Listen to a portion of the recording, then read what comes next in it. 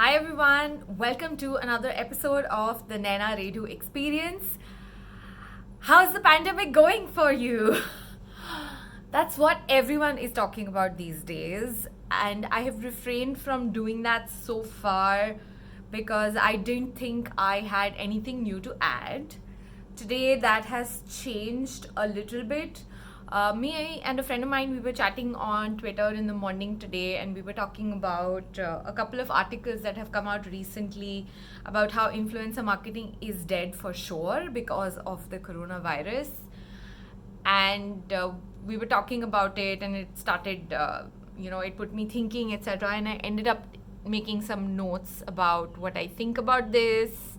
And then I realized that about 2 years ago, I had done a series of videos and podcasts called Influencer Marketing for Brands. So today what I'm going to be doing is I'm going to be talking about influencer marketing for brands during a pandemic. And I will be doing another part which will be influencer marketing, which will be maybe, I'm not really sure, but I was thinking I could talk from the point of view of people who are online, who work and collaborate with brands. So maybe the influencers and what are the things that they can do. But I think it'll kind of be similar. I still haven't decided about the second part of the video or if there will be a second part. But in this one, I wanted to talk about what brands can do during the pandemic. What are the things that they can do online? Should they even continue with marketing efforts? Should it be brand building instead, etc.? So obviously, one of the things that I was saying even to my friend was that on the one hand, nothing has changed in terms of how you would approach a problem like this. On the other hand, everything has. For example, just looking at podcasts, I think the time people had to listen to podcasts previously, they would do that on their commute when they were either driving or they were in public transport to and fro from the office. Now that has gone bust because a lot of us are just working from home. But because a lot of us are now working from home, we have started our own podcasts. So the number of podcasters has gone up, but I would assume that the number of people actually listening to podcasts has gone down. It might have gone up overall because there are more podcasts and more people are listening. But if I had, for example, 20 people listening to it, I'll probably now have 15 listening to it because they might find something else that's interesting. So the competition in that scope has gone up. Look at photographers, for me, for example, I can't go out and shoot unless I am shooting for the press. As a media person, I could apply for one of those curfew passes and I could go and photograph things that are happening. But apart from that, I don't have any client work. So in that sense, that has changed. It's the same with influencers. A lot of influencers were doing things like travel. They would talk about new destinations, hospitality, restaurants, for example. The hospitality industry has taken a huge hit. People don't even have jobs anymore. And those of us who do have jobs right now, we're working from home. We don't know if we'll have them once all this settles down, assuming this settles down sometime soon. Okay, anyway, so what I was saying was that one of the things that brands should have focused on even before the pandemic hit when it comes to influencer marketing is that influencer marketing was always supposed to be a brand building initiative. It was not supposed to be something that led to sales. But over a period of time, there has emerged this demarcation. It's not really a demarcation, I wish it was, between brand building related influencer marketing and sales related influencer marketing. So there are influencers who will do affiliate marketing, they will take links, they will sell products directly, etc.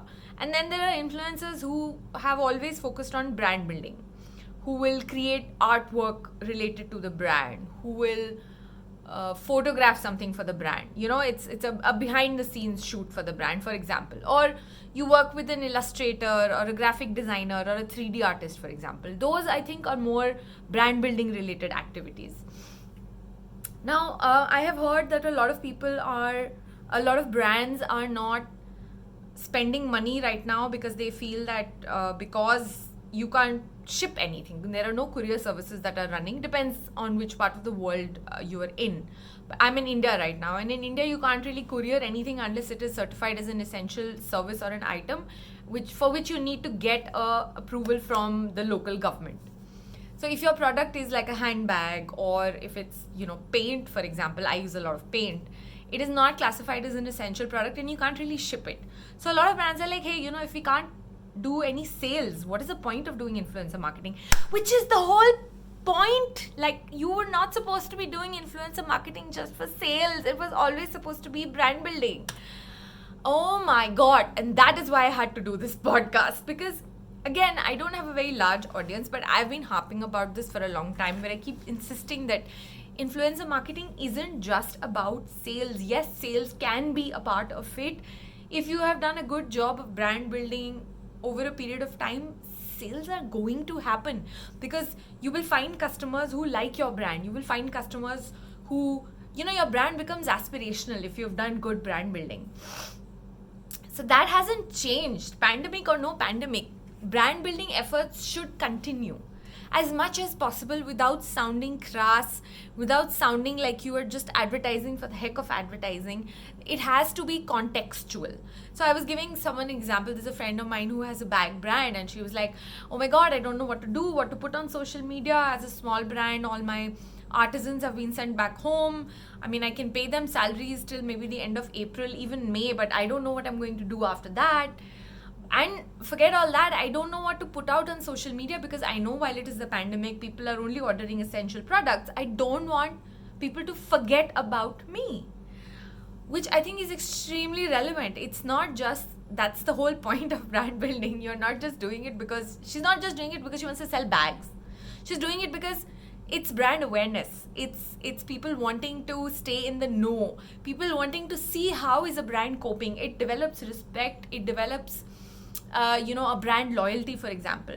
One of the suggestions I gave her, which is just a suggestion, is that you could dig into your archives, right? Especially as a bag brand. I mean, if you started 10 years ago, I'm sure you have some old pieces which you have kept in your archives. If you haven't, why haven't you done that? As any kind of artist, you must have your own archives. Like when I do my paintings or I do my brooches, there are some pieces which I've just kept in the archives, which have probably shown up online, but not for sale and things like that.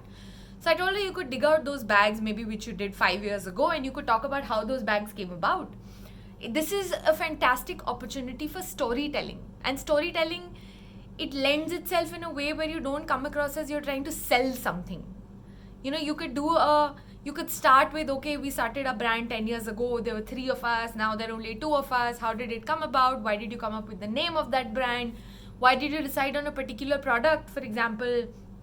What were you guys doing before that?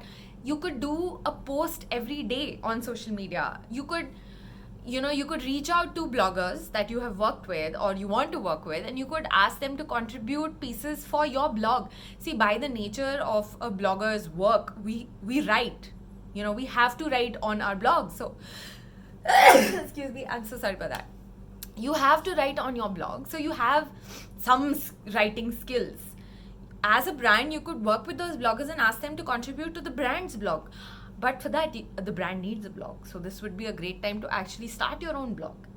Because again, social media is fleeting. I mean, a lot of Instagram travel accounts, for example, either they are putting old content on, which is also fine. It is a sense, of escapism, for example, where I'm like, okay, I know this person is not actually in Italy right now, but they had traveled there and they have these photographs and they're writing, it's a throwback and they're reminiscing, and I don't mind that. It gives me 5 minutes to look at something and, think about it and dream about it. So as a person who is consuming this kind of content, I appreciate that. So there are things you could do like that. I mean, you could, but the whole travel thing is dependent on people being out of their home. So I am not sure how the hospitality industry can deal with it right now. I mean, if you are a hotel owner, for example, you are still at the hotel. You might be quarantined inside your own hotel, or you might have employees who are quarantined inside the hotel. And what you can do is you can produce images or you can write copy about your hotel from your point of view or from your employees' point of view. Whoever is there can say, oh, I really miss this section of the hotel. When guests used to come, it used to look like this. And It's just, there are so many ways you can do this. So many restaurants have shut down. So many people have been laid off. That is a reality. A lot of, I can say that even scientists and doctors don't really know what's happening right now. They're still studying the virus, for example. It's the same with us. We don't really know what is going to happen, what is the best way of doing this. So if you do end up doing a brand building activity online, you could actually ask your followers and be like, hey, we know this is a global pandemic, we understand, but for the sake of the future of our employees and our brand, we would like to continue doing this. We would like to continue engaging with our audience. So this is what we are creating. You could create a hashtag, it could be Naina during the pandemic, or some, I don't know, like brand name, hashtag brand name pandemic, hashtag brand name something. And you can ask your audience for feedback and say that, hey, we really want to know what do you guys think of this. Is this okay? Was this too on the nose? Do you think it is insensitive? You can ask them for feedback. This is one way to stay engaged, obviously. There are a lot of products that you can't buy right now. So it's not about, I think it's very clear the audience will appreciate it when they know that, hey, they're not doing this just to sell shit. They're doing this to engage with us. And customers appreciate that. And again, there are a lot of brands who are not doing this. So even if you start doing this now, the chances that you will be remembered for this are quite high. There are, as artists, for example, if you are an artist and you have your own brand of whatever you paint, for example, I do my brooches. I know I can't ship these brooches. I have a message which is visible on my website, on my blog, and on my shop, and it says that shipping is delayed. However, you can still order these products and they will be packed and kept ready for shipping as soon as the lockdown is lifted. Now, not India in general, I'm aware, is not a huge market for art. So I know I'm not going to get customers on a daily basis. But I have had 2 customers who have actually purchased the brooches, and they're very well aware that I can't ship them right now. So it's, you could come and say, ki, this is no time to actually sell brooches. This is no time to, sell something that is not an essential. But it is not an essential regardless of the pandemic. I mean, brooch is not going to change your life. It's a work of art, and art helps us, lifts our spirits. We like it. We like looking at it. It's a form of escapism, for example. So you have to find ways to see what works for your brand. I don't think this is the death of influencer marketing by any means. And seriously, all these articles, even before the pandemic, is like, blogging is dead. Influencer marketing is dead. It was not dead, and it definitely is not dead right now. I would only suggest that you do it in a sensitive fashion with context, ask for feedback, and again, please look at brand building. Please look at what brand building is and focus on brand building activities. Tell a story, do a feature on your founders, do a feature on your employees. Ask your employees to send a selfie to you and, write a short anecdote about how they joined you. Maybe something happened during the interview process. Again, this will mean that you already have a strong brand and your employees are like your family, which not all organizations have the privilege of having.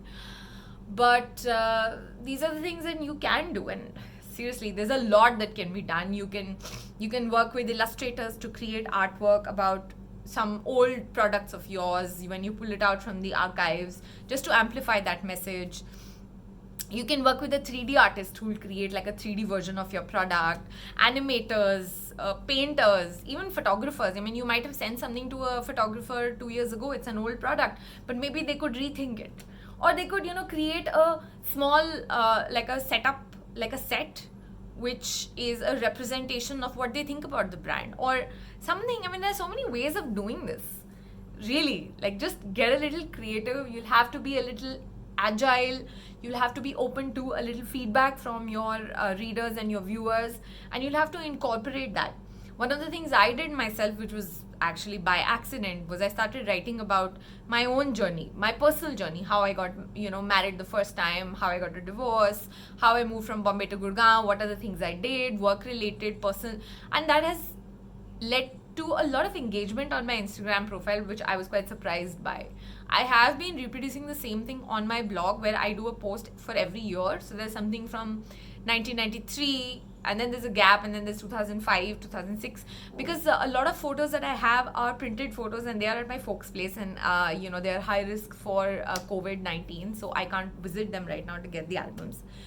But like I said, I mean, if someone like me who works on her own, who anyways works from home, can come up with so many things. I mean, it's a mix of art, it's a mix of photography. I've done a few self-portraits. I am doing throwbacks when I'm talking about travel, and I would like to travel again.